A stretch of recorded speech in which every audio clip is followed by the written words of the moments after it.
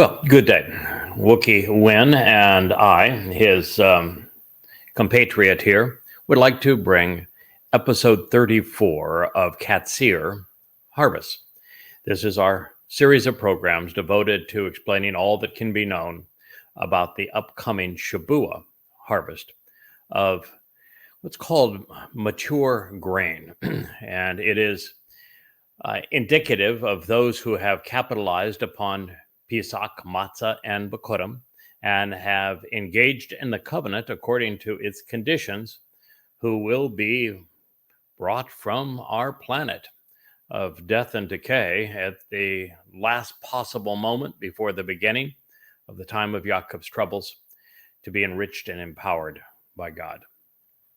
So this is that story.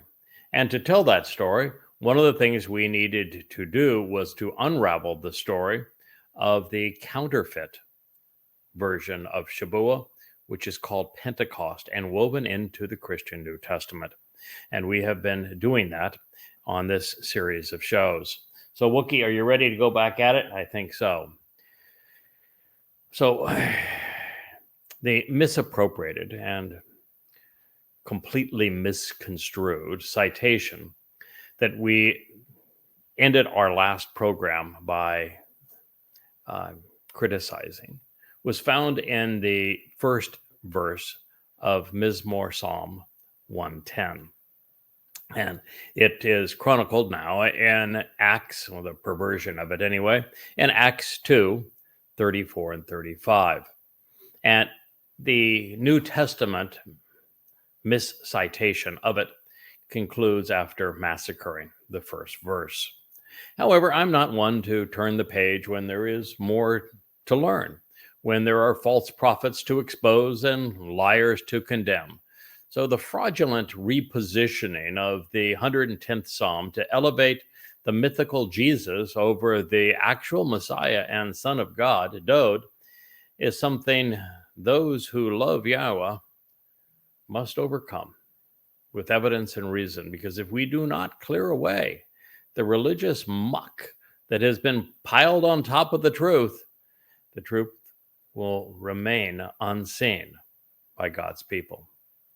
So this begs the question, why, in all of this time, am I the first to point this out? It's obvious. Over the past 2,000 years, there have been plenty of Jews who could read Hebrew and Greek and make the same comparisons that I had to point out that the Christian version of it is fallacious. Moreover, they should have been motivated because, well, the Jews have been dehumanized and demonized, subjugated and plundered by the religion that was built upon these misappropriations. And why, with Jews suffering all manner of calamities at the hands of those who robbed Dod to create the counterfeit of him as Jesus, didn't a single Jew over this vast chasm of time point out the obvious, that Dod represented everything that was falsely projected on their nemesis? And yet, even to this day, and after billions of hours of study, rabbis are set against acknowledging Dod as the Son of God. He's the cure for Christianity and for all it has done to harm God's people. Dod is the actual Messiah, the Savior, for having fulfilled the Moed Mikre. As for Dod, well, nearly as flawed as his people and an exemplar of Yisrael, he accomplished three things that constitute three lives exceedingly well lived. He was the most courageous and effective defender of his people, beginning at a young age when he excoriated and then decapitated an arrogant Philistine. He was a prophet and a lyricist. He wrote 100 magnificent Mizmor and Mashal, Psalms and Proverbs, enlightening and inspiring us even until this day. And he performed the most laudable and noble act in all of human history by volunteering to fulfill Pesach as the lamb and Matzah as the nephesh who would carry our guilt into Sheol, perfecting us, leading to Bikurim, and now the approach of Shabuah.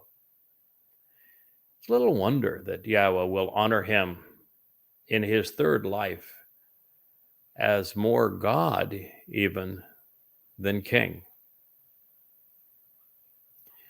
Returning our attention to the 110th Psalm, in spite of its repetitive mentions of Yahweh's name and its overt condemnation of Yisrael's foes, as father and son rid the world of Christians, it is the single most quoted Hebrew citation anywhere to be found in the Greek New Testament.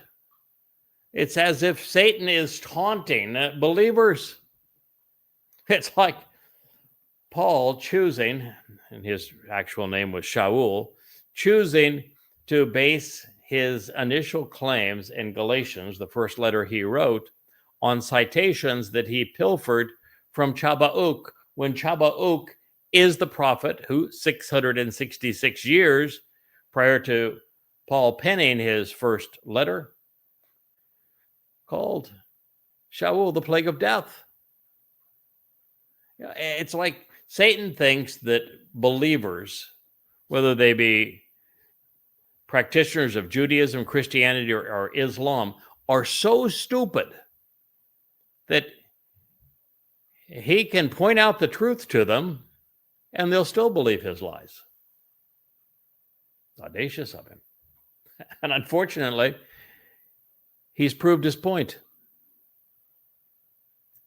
As we recommence, be aware that there is no reference to a gospel Jesus ever touching a scepter or a lance.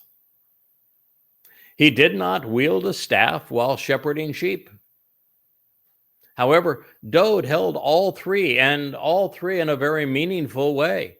Dode ruled over Yisrael as king, and he is defined by Zion, but neither applies to the myth of Ayusun. Dode fought countless battles to protect his people, while the Christone didn't fight anyone. I share this to reaffirm that the Mizmor was written to and about Dode, and therefore it was wrong to claim it for the counterfeit and impostor. The Mizmor continues in the second statement with the following words: Yahowah. Yes, it says Yahweh, which is the proper pronunciation of Yahweh's name, our Elohah, God, as directed by his Torah teaching regarding his Haya existence and our Shalom restoration. I share that insight because with those words, the proper pronunciation of Yahweh's name becomes obvious. And the very fact that Yahweh's name is emblazoned in the 110th Mizmor proves that Christianity cannot be true, because there is no mention of Yahweh anywhere to be found in the Christian New Testament. You don't even find Yahweh's name on the mouth of the mythical misnomer that claims to be his son. If Iesu Christou doesn't know Yahweh's name, then come on, folks. He's an obvious fraud. Yahweh dispatches and extends. From Zion, the signs posted along the way, your mighty scepter, your fortified staff, and your strengthened spear. For you to choose to rule over, dominating and subduing your foes who are openly hostile to your status and opposed to your position in battle. Mizmor song, Psalm 110:2. Yahweh spoke of doing this very thing for and with Dode in Shamuel, 2 Samuel 7. And the very passage that Peter, Paul, and pals misappropriated. It is a constant theme throughout the prophets. Dode is a fighter, he's a shepherd, and he's a king. And he consistently battled to protect his people. Gospel Jesus never confronted a single militant foe. We will discover that both Dode and the legends popping up as counterfeits will attest that they came from Bethlehem. Dode, in his case, leaving the house of bread proves symbolic of, well, the one removing the yeast from our souls during matzah. Further, the location and purpose of Zion are explained in harmony with the Messiah who lived there. Well, Gospel Jesus never mentioned an association with this place. The connection is so strong. There is only one man, at the exclusion of all others, whom Yahweh would extend from Zion. The signs posted along the way on the ridge line of Mount Moriah, between Dode's home and his father's. There are only three individuals whose future returns are foretold by Yahweh. Three. Elia is mentioned in the last chapter of the last book by the last prophet. And he will arrive in Jerusalem on the 1st of Abib in 2030 to serve as one of the two witnesses alongside Yada, who gets more prophetic ink, more attribution than anyone other than Dode, whose arrival he will be heralding. He serves as Dode's Bashar, herald. And Dode will be returning with Yahweh on the day of reconciliations in 2033 as Masiach and Melech. His first order of business will be to do as the psalm indicates here in the second verse of the 110th Mizmor. There are only these three men who are presented with three lives. All three will have lived a full life to, well, reasonably old age, a very short and challenging one, lasting 3 to 4 years, and then an eternal one, forevermore and thereafter. They share a lot in common. We know that there are a number of exceedingly expressive prophecies pertaining to the fulfillment of Pesach, Matzah, and Bikurim. They're also oppressive, to be sure. It's fulfilling Pesach and Matzah was horrendous in terms of the degree of the pain and suffering. Not only is Gospel Jesus never mentioned in association with them, Dode is not just named and always depicted. He writes about the experience in first person. In this next statement, Ata, your people, is used in reference to the family comprising the children of Yisrael, and not to a Goyim church. Just the opposite. Your people, Amata, will be free and abundantly enriched and willing and able on the day, associated with the beautiful appearance and uncommon splendor, the uniquely majestic and honorable manifestation of your physical prowess, exceptional qualifications, and noble character, even unique ability. From the womb and in love, showing compassion, your light will dawn, approaching the prosperity and abundance of your youth. This is the third verse. This is prophetic, obviously, of the second arrival of Dod.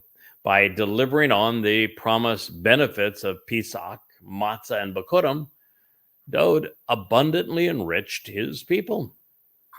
He liberated us from our guilt, making us appear perfect in God's eyes. His beautiful reappearance occurred on firstborn children when his prowess as the Son of God and King of Kings was restored, and it will be restored yet again, just 8.5 years from now when he returns on Yom Kippurim, the day of restoration in year 6000 Yah, which is 2033. The Messiah was able to serve Yisrael and Yehudah in this way because of his exceptional qualifications, noble character, and unique capabilities. A Gabor, making him the perfect man for the job and the one who volunteered. There are people who criticize Christianity and say, yeah, that's some God that would sacrifice his own son, not knowing that Jesus never existed. But in truth, Yahweh did sacrifice his own son, not of Yahweh's choosing, but of his son's choosing. His son volunteered to serve as the Passover lamb, and his son volunteered to carry the guilt of his people into Sheol, to deposit it there, to perfect us. And Yahweh promised that he would protect his son during this process and to bring his nefesh soul back to Shamayim.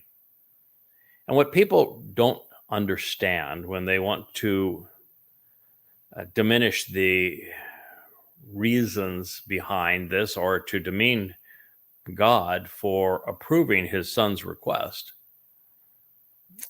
is that it was the right thing to do, and that Dod volunteered for the right reasons.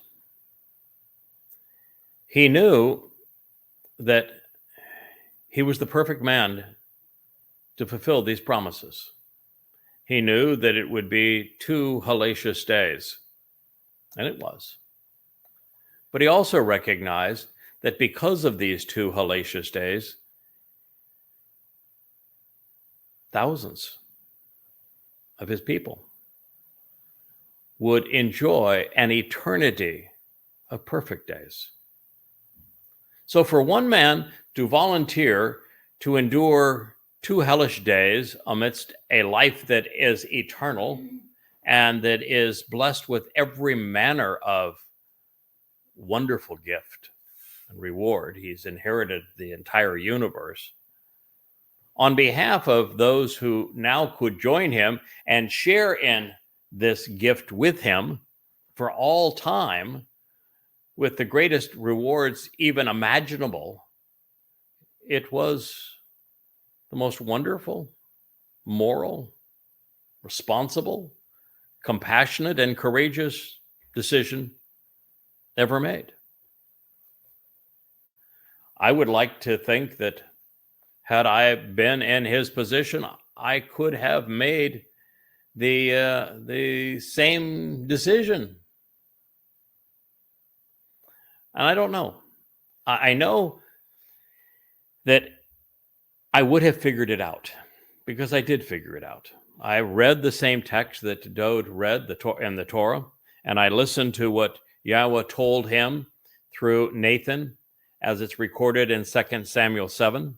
And based upon those 2 things, I figured it out that it was appropriate for Dod to make this decision, that it is not only what his father wanted, it was what his people needed, and it was in everyone's best interest. I was able to figure out that was the right decision. He certainly figured it out. I think I would have gone beyond that and recognized that 2 hellish days for eternal life for not only himself, but for every member of the covenant family, for many, many thousands of people, was a favorable trade-off, exceedingly favorable, and therefore worth the investment. I'm positive I could have figured that out because, well, I did. The hardest part here is having the motivation to do it. You can, in your mind, work all this through. He did, I did. It's another thing entirely to say, I'm going to let the greatest beast in the history of humankind, the most vicious, rip the skin off my body with their whips, spit at me, even though I'm the King of Kings, I'm the Son of God.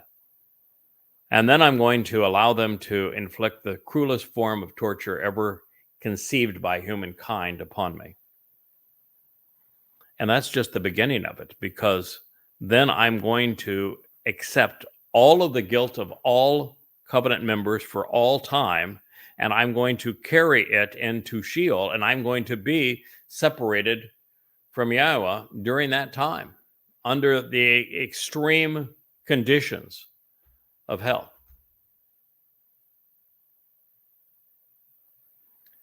And that's not even the half of it. Because he would have to be motivated to do those things knowing that for 2,000 years, not a single one would be the beneficiary of it. And a matter of fact, the world's most popular religion would make a mockery of it and claim everything that Dowd has done on behalf of a crude counterfeit. And that his own people started that religion to slander him, to rob him of all of this, so that no one would benefit from it. And then his own people created another religion, Judaism, to confront the first false Messiah with another false Messiah. And his people still parade under the star of that false Messiah. For him to know all of this and still do it, that's the part I think would be beyond me. And I am full-time working to make it up to him. My job is to let Yisrael know and Yehudim know that the counterfeit of Jesus Christ is an utter farce, and that the actual Messiah and Son of God, who fulfilled Pesach Matzon Bekurim in 33 CE, which was 4,000 Yah, is Dowd David. And that it is all proclaimed and validated, verified throughout the Torah, Nabi wa Mizmor. That's my job. I'm trying to make it up to him. I'm trying to undo all of the hurt and harm that has been done over these years. And so I don't know if anybody other than Dowd could have done this, knowing all of that. I didn't know that his people would spit in his face, but he did. And we are here to testify to his compassion and courage.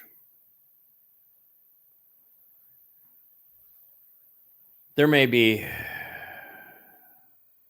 even references to the Mashiach's third coming in the statement, and I think there are.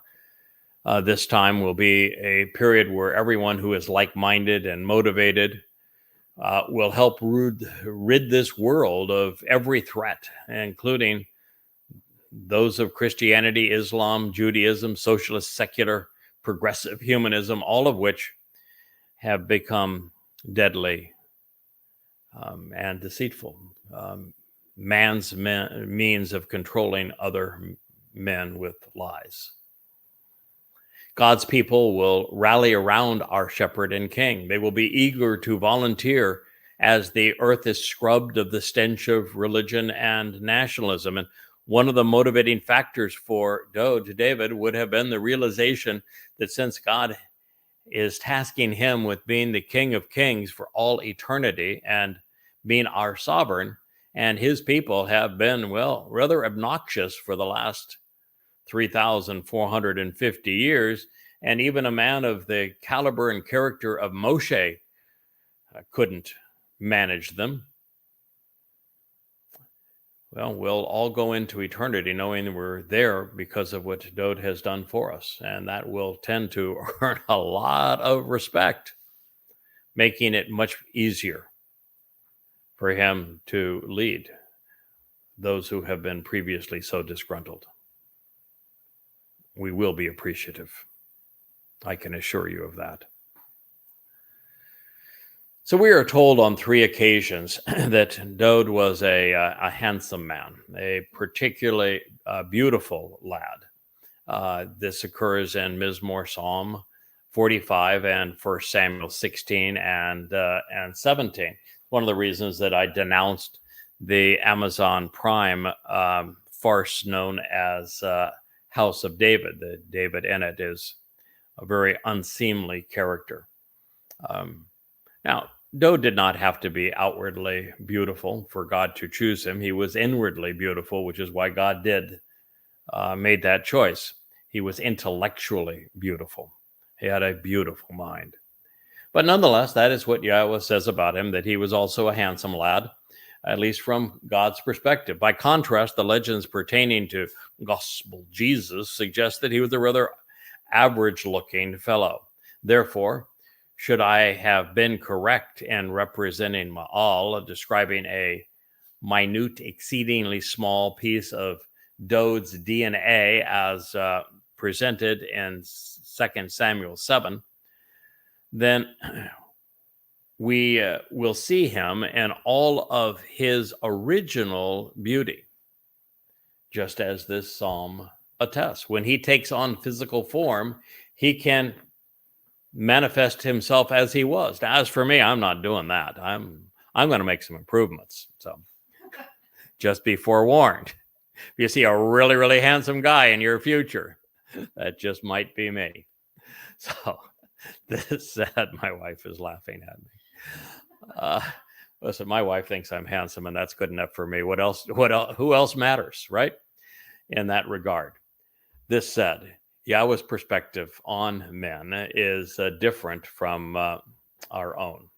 Yahowah was beautiful in Yahweh's eyes for many reasons. Among them was his brilliant mind, his soaring rhetoric, his passion for his people, and his exemplary character. I have only seen his words.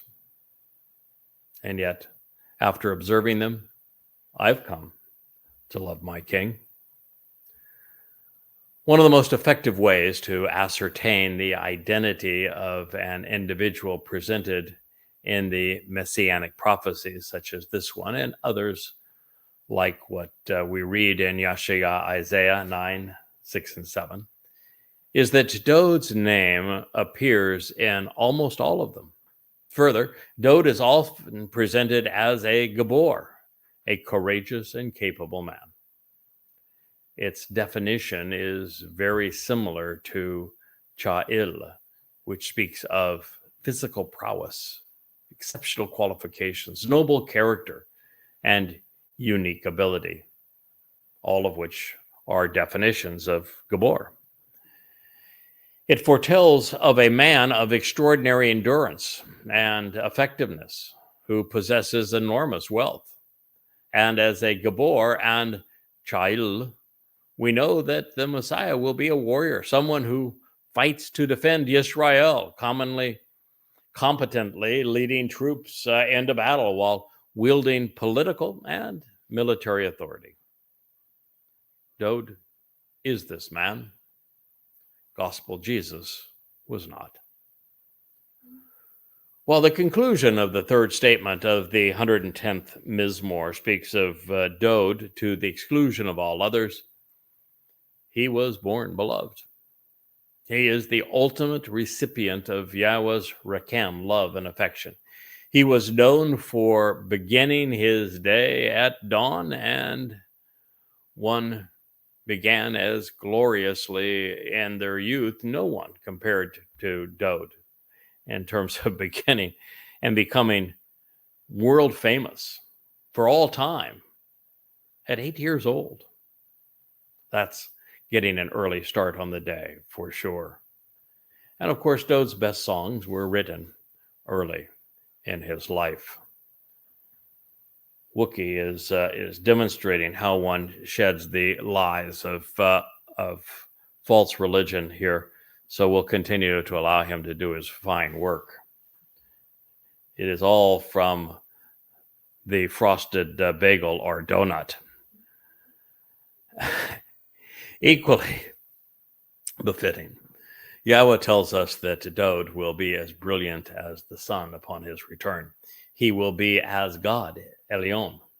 This promise is made in the 89th Mizmor, which is, something that we cover throughout the Yada Yahowah series books because it is the most profound piece of literature ever written. Not only did Dode provide an abundance of Mizmor psalms during his life and as God's shepherd and chosen one, as Yahweh's firstborn and returning king of the universe, Dode will receive the lion's share of inheritance associated with the covenant, as is appropriate for the firstborn of the ultimate king. God's firstborn son should have the largest share of eternity. Well, Dode is the recipient of many promises that Yahweh made. There are only two of whom he made solemn oaths. Abraham is one, Dode is the other. And since he has already fulfilled all of his promises to the former, Abraham, it appears as if Yahweh is ascribing yet another distinction upon the latter, being Dode. Yahweh has sworn an oath, having made a solemn promise 7 times over, Shabat, that he will never change it. You are a royal advisor and supreme leader adorned in priestly fashion forevermore. With regard to the words of Melchizedek, my rightful king. Oh my, that is a Mizmor song, Psalm 110:4.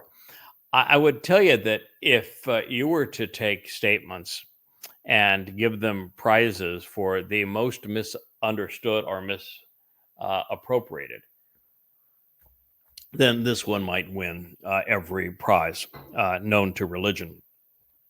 First of all, everyone who cites it removes Yahweh's name. Because the moment you include Yahweh's name, then you can't be speaking for religion. Yahweh is anti-religious, and there is no religious God named Yahweh. And so the religious are all SOL the moment they acknowledge Yahweh's name. So they don't do that. And then this, I have sworn an oath, having made a promise 7 times over. I just mentioned that the most important piece of literature ever written is the 89th Mizmor or Psalm. In it, Yahweh says emphatically, I have sworn an oath and made a solemn promise 7 times over to Dode. So we know the one whom Yahweh has made this promise. It's in the 89th Mizmor. This is the 110th. You're not in a position to understand the Word of God unless you know the Word of God and can make the connections necessary to understand the Word of God. Oh, okay. Thank you for explaining it that way. And it says here, he will never change it. And the 89th Mizmor, he says exactly the same thing. He made these promises to Dode. And he's never going to change them, which means they can't be transferred to the mythical misnomer and crude counterfeit, Iusu Christu, Jesus Christ. Oops. You have a royal advisor and supreme leader adorned in priestly fashion. This is so much more profound than most people can even fathom. I figured it out when reading through the opening chapters of Zechariah. in translating them. That when Yahusha, which is, by the way, is the closest Hebrew name to the mythical misnomer Ayusha, Ayusu, Ayuson. When there's a discussion between Yahweh and Hasatan, the adversary, that affirms that Yahusha as a high priest is way too sullied to ever be effective. He is just revolting. Now, that's not a very good thing for you Christians out there, because there is no name closer to the mythical misnomer you call Jesus than Yahusha. And in the text, Satan's even verifying, as is Yahweh, that yep, he is way too revolting, disgusting, unclean to be ever used. Well, it is in that text where there is an alternative for high priest that Yahweh proposes. And he specifically says, get the headband ready. Clean the garments, get the headband ready. We have an alternative. Because it's true that the high priest and Yahusha are filthy. And I began to think, and it dawned on me. The high priest that is going to anoint the mercy seat, the Kapporeth of the Ark of the Covenant, as is required on Yom Kippurim with the blood of the goat and the bull, is Dod. It's David. The same exact person that's been discussed up to this point. The rightful king. Yes. We know his identity. And what do we find when the Ark of the Covenant was finally brought back into Jerusalem and put in the tabernacle of the restoring witness? Was Dod, that dressed up in the full regalia of the high priest, dancing and singing to Yahweh as it came into town. He's already done the dress rehearsal for this. And right in front of the proper object, the Ark of the Covenant. It's already happened. And it's going to happen again. Oh, by the way, my wife is going to remind us that the one that Dod assigned to look after the Ark of the Covenant was Obed Edom. And the person who is responsible for saving Israel and Yehudim prior to Dod's return is the man from Edom. And there is a correlation in that part of the story as well. And indeed, she is right. It's Dod. Dod is going to anoint the Ark of the Covenant. And he's going to do so with the blood of a bull and a goat. And who's the bull? You. I'm the Adam of Parah, the bloody red man of the earth who is productive as a bull. And it is my sacrifice on the Shabat of Towrah in 2033, the 24th of September of that year, to the backdrop of a full solar eclipse, because Dod represents the sun and, according to Yahweh, represent the moon, to prepare the adulterous woman that is Yisrael for the return of her king so she can be betrothed to him. And that other fellow, the goat, the goat is Elia, who's going to be the master of ceremonies. And he's also had a dress rehearsal because exactly 40 Yobel, 888 years prior to this date, he will have bested the religious and political establishment of Yisrael over another sacrifice of a bull, where Yahweh also ignited the timbers beneath. Yes, every important aspect of Yahweh's story to us about how we can resolve our relationship with him has been told and retold. There's always a harbinger of what is to come. And we see it in these words.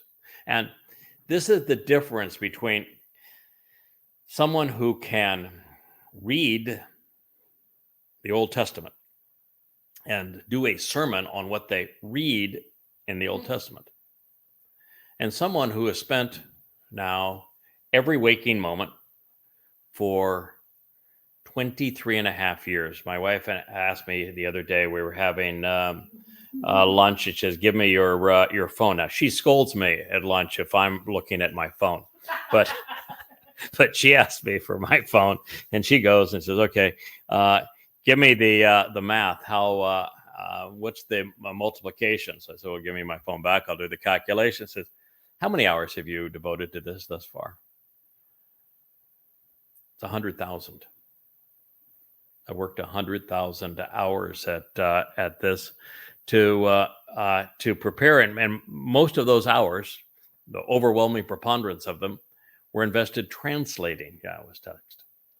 I looked in the oldest extant manuscripts, and I rendered Yahweh's testimony in a way that had never been done before. Now, you'll read that there is a publication called an amplified translation, but it isn't. I created a genuine amplified translation where I put in a bold text everything that was immediately pertinent to the words, and then put in a parenthetical what the Hebrew words were that were actually underlined this text, so you could look them up yourselves and verify it. And then I amplified the text further within the parenthetical. For example, in this particular statement, Yahweh is written in bold. And then after Yahweh, I have a transliteration of our Elohah, God, as directed by his Torah teaching regarding his high existence. Then in bold, has sworn an oath, having made a solemn promise 7 times over. Shabat is the basis of that. He has affirmed the truthfulness of his previous statements by meeting the conditions and associating with 7, written in the Nifl perfect third person, masculine singular. That's an amplified translation. Then it says in bold, and he will never change it. Wa lo nakam. He will not reconsider or relent. He will not alter his course of action at any time to console anyone, because he has done so without regret. Nifl imperfect, third person, masculine singular. Then it continues in bold, you are a royal advisor and supreme leader adorned in priestly fashion. Atah Kohen, you are a counselor and a ruler, the principal officer serving by ministering, from Kahan to serve by playing the role of a priest, becoming a priest, and being adorned as a Kohen, in bold, forever, la olam, for the duration of time, in bold, with regard to the words of al dibra, according to and corresponding to the proper sequence of events which have been communicated through the message concerning, this is now, it's feminine of Dabar, the spoken and written word of Meleke Sedek. Meleke Sedek is my rightful king, in bold, and in the parenthetical, repeating, Meleke Sedek means my royal counselor and advisor, my sovereign ruler. It's from Melek, king, which is from the verbal root malak, to be a ruler who provides leadership, counsel, and advice, with the suffix y for ani, my, and sadak, being right, correct, acquitted, and vindicated, just, righteous, justified, and upright. That, my friends, is an amplified translation. And it is the result of 23 and a half years of diligently doing this and correlating everything to the oldest extant manuscript and looking beyond the diacritical markings for the most legitimate rendering of the message that is possible, and doing so in a manner that is always consistent with who Yahweh is and what he's communicating. And when you do that, and then you develop a body of work that is as massive as what you see behind me here, with 36 books, averaging between 650 and 825 pages apiece. And you make the connections between things to understand. For example, Sadak is the term that is used routinely of the ultimate Melech king, Dod, because Yahweh says the reason that he is so special is because he is Sadak right. When you do that, that's the difference between simply reading the text from a horrible English translation and pretending to know what you're talking about, and actually doing the work to learn the truth and then to share insights based upon it. And that's why we're here. That's why I'm doing this show. That's why Yahweh woke me up in the middle of one night and said, you know, you've written enough books. You are now the repository of that entire library. It's time you start talking to my people. Tell them what they need to know. Tell them about me. Reintroduce my name to them. Reacquaint them with my beloved son, the Malachi Sadak. Tell them that he is the one that's going to put on the priestly garb when he returns, because he's the one that has to enter the Kodesh of the home for my name, and anoint the Kaporeth, the mercy seat of the Ark of the Covenant, as prescribed in my Torah guidance, so that Yisrael can be reconciled at this time of this homecoming. Tell them that that's going to occur exactly this way, and that it is David, my son, my firstborn, my anointed Messiah, my chosen one, who is going to do this. Tell my people that. And even tell them when it's going to occur, 6:22 p.m. as the sun sets in Jerusalem on October 2nd, 23, which is year 6,000 Yah, the 120th Yobel. And tell them that it's going to follow what you're going to do on their behalf on Towrah as the Adam Parah. Let them know the truth. Reacquaint them with everything I have said and done. That's the difference. That's why we're here. Prior to me sharing these things with you, no one understood any of this in this verse.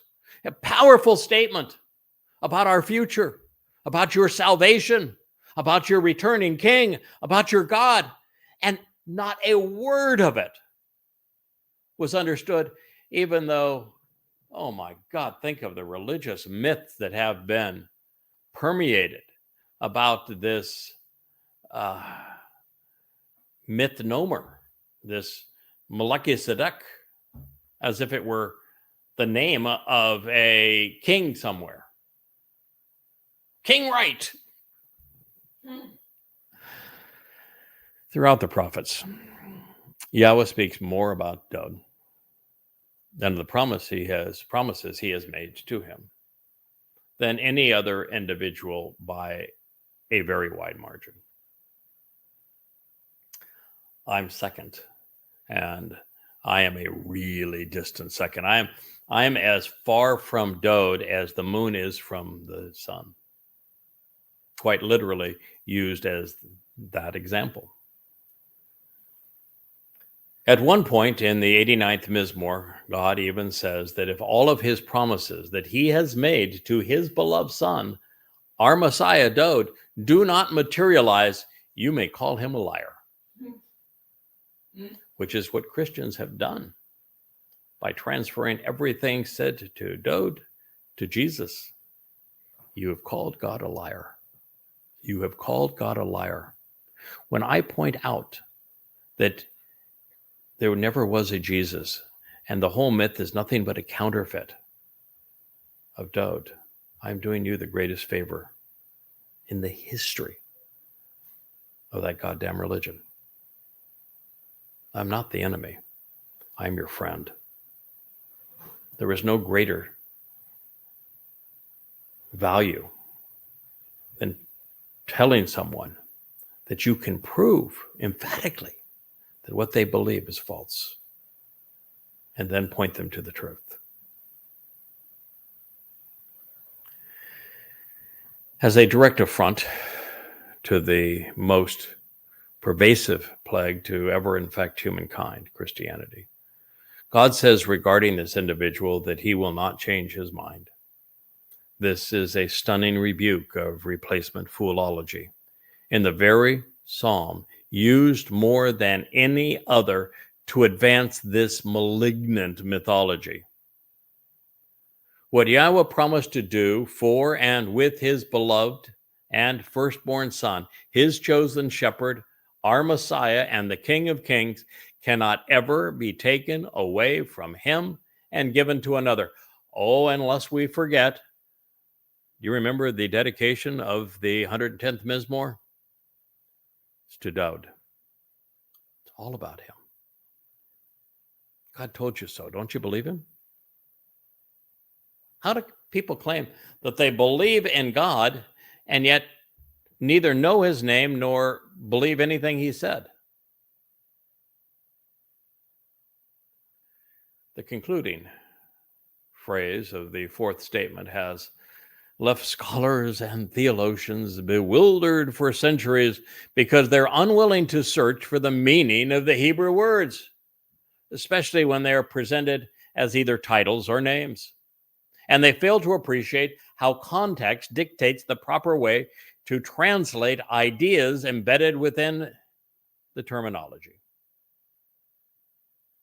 God is not talking about a Cohen priest in the sense of a Lowy serving in this role. The only Lowy of status required to be the subject of this prophecy was Moshe, and it does not apply to him.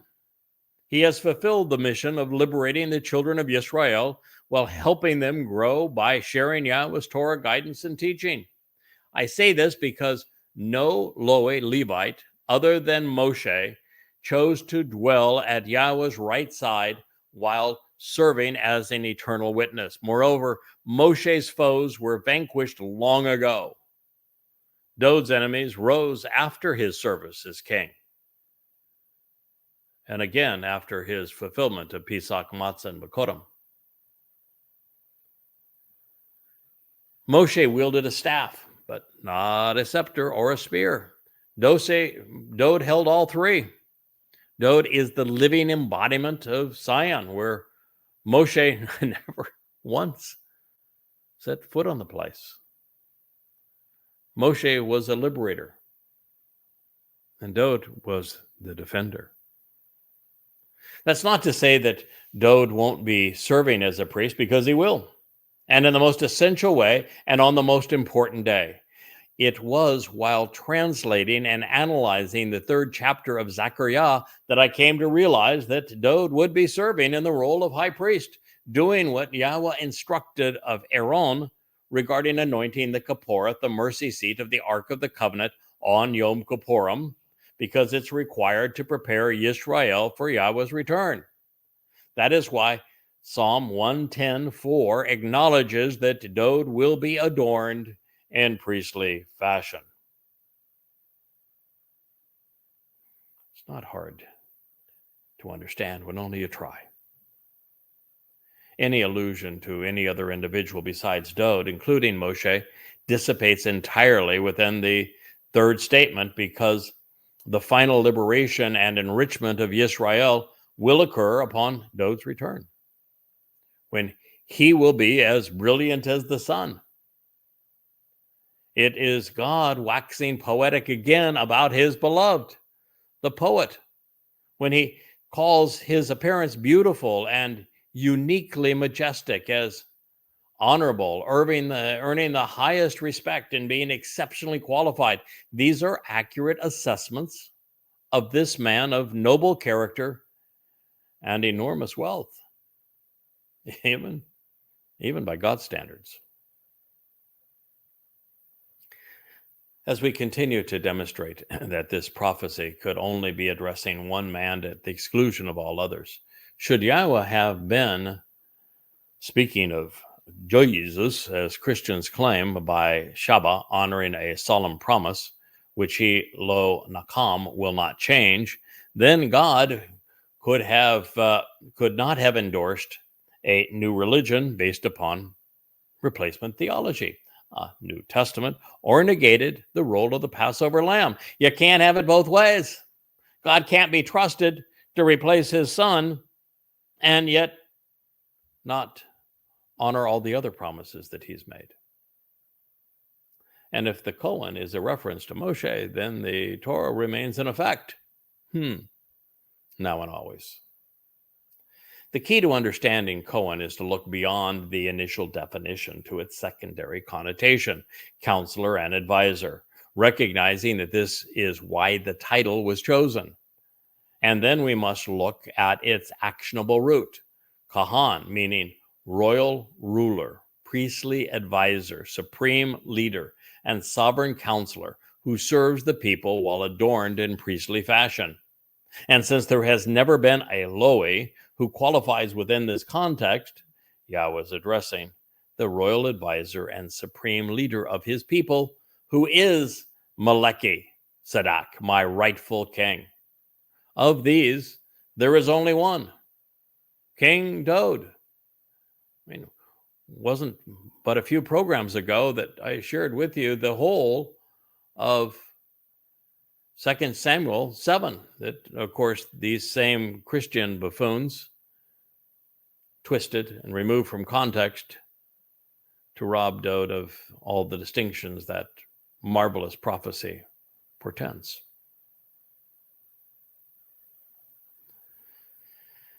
The problem people have, and by the way, when Yahweh speaks of the throne that will be established forever, when he speaks of the house that will be built forever, when he speaks of the rule which will endure forever, and the king that will wear the crown forever, he always specifies the name, just as he did here. This psalm is devoted and dedicated to Dod. And elsewhere, he is very specific that it is Dod's kingdom and his throne that will exist forevermore, precluding the non-existent and mythical replacement. Christianity is not only a religion based upon a house of cards. There is no writing on those cards. The problem people seem to have translating this is that they're not familiar with the words which comprise these names. For example, there is no priestly order of Melchizedek. It is nothing more than Yahweh announcing that Dod is his rightful king. Meleki means my king. Sadak means right. It's not hard. You can do it if you try. Based upon the meaning of both words, Meleki Sadak conveys my royal counselor and advisor, my sovereign ruler who is right, correct, acquitted, and vindicated, justified, righteous, and upright. More than anyone who's ever lived, Yahweh has said of Dod that he is right, and then the people chose Shaul. Yahweh chose Dod as the Melech of Yisrael and as his firstborn son. And humans, by a margin of many millions to one, chose a myth in Jesus Christ. Shame on you. So at this point, the prophet announces that Dod, as Yahweh's right hand, will do as God has promised. My Lord and my upright one, who is at your right side, he will strike during this time of the king's wrath.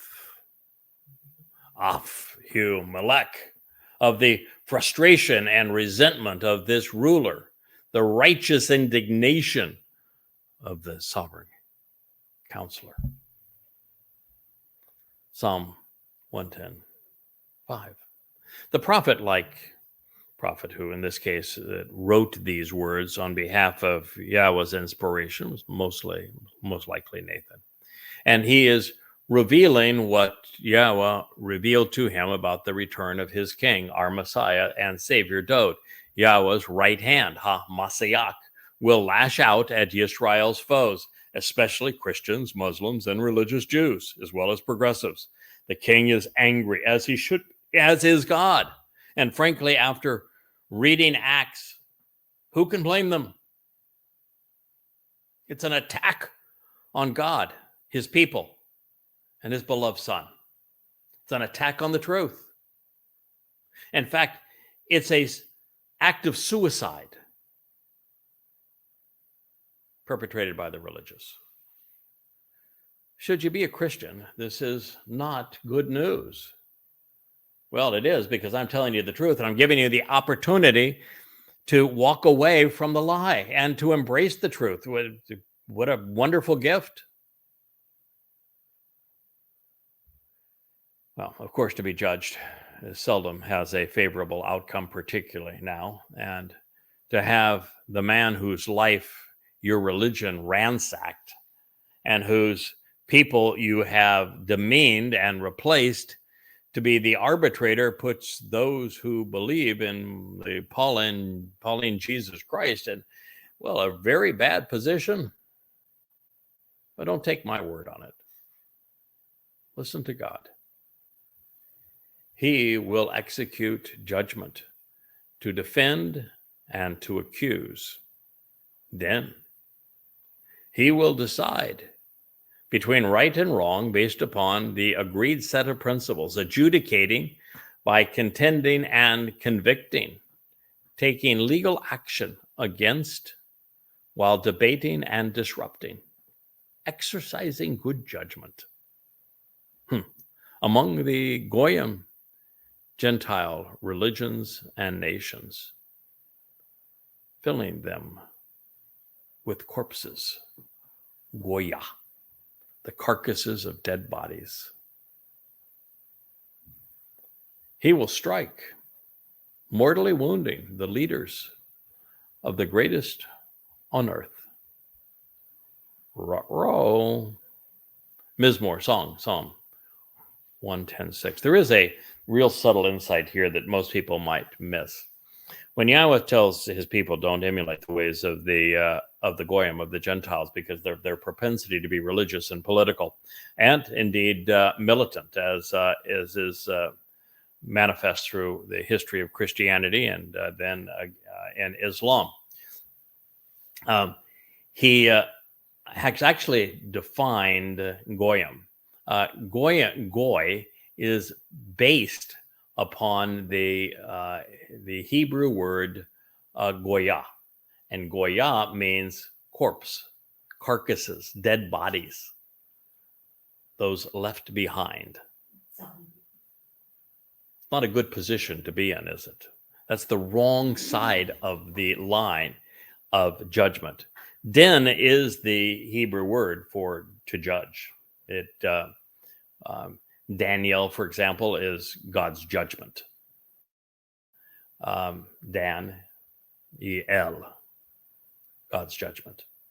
And it's saying that here is that Dod is the one who is going to execute judgment and either defend or accuse the Goyim. And there will be some Goyim who will not be judged because they will be covenant members. There will be some Goyim who will be able to move into the millennial Shabat, this celebration of the 1,000-year right here on earth, but not as covenant members. They will be the worker bees that make life pleasant for God's people.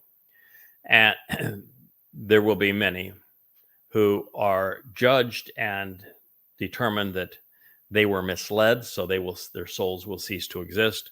And there will be many who are judged and condemned and sentenced to an eternity in Sheol for having promoted these religious deceptions against Dod and his people. And so it is Dod who will be executing judgment.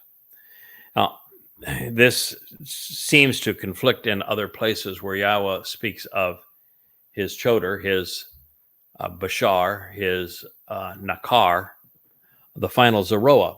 having the responsibility of executing judgment. And both are true. And the reason both are true is that the responsibility is Dod's, and yet he's going to delegate.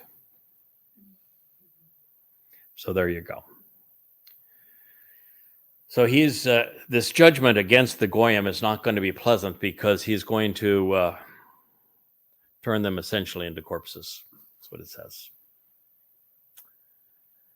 And he will strike, mortally wounding the leaders of the earth, the greatest who are on the earth. And that is to say that all of those nincompoops right now who are fanning the flames of the Third World War throughout the European Union, and who are saying things that make them appear as if they want to be king of kings here on earth now in the United States, are in serious trouble. There won't be a single political leader worldwide, not a single military leader worldwide, not a single religious leader worldwide, who will not be dispatched to Sheol and struck down upon Dod's return. The earth will be returned to the conditions experienced in Eden, and there will be no religion, no politics, no militarism of any kind. Dod will strike a mortal blow, wounding the leaders, the first and foremost, and the greatest on earth. You can count on it. Methinks, therefore, Goyim did not replace Yehudim, as the Christians claim, in a psalm that they quote more than any other, and it expressly says they're wrong. What a wonderful place for us to leave this, the 34th episode in our Shabuah program on Qatsyr harvest. I thank you for listening, and we'll be back with you again soon.